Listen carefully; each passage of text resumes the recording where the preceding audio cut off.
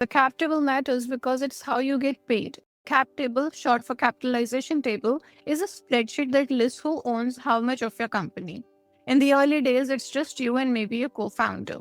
Two rows. You each own 50% or 60-40 split, whatever the split that you have agreed to. But as soon as you bring on a team, raise money, or grant advisory shares, your cap table grows. So each line shows who the shareholder is, how many shares they own, and what percentage of the total company that represents.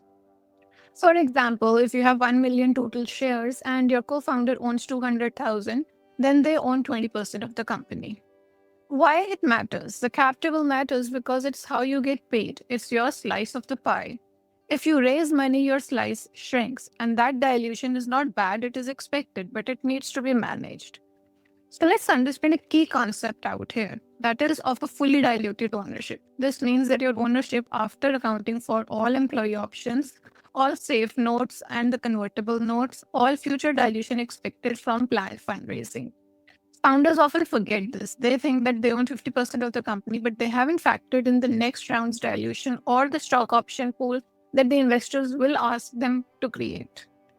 And this brings us to the common versus preferred shares. Founders and employees typically receive common shares, investors receive preferred shares. Preferred shares come with extra rights, for example, liquidation preferences, anti liquidation provisions, voting rights, or board seats. This matters when you sell the company. Investors might get the money back before you see anything. Let's talk about safe notes, convertible notes, and hidden dilution.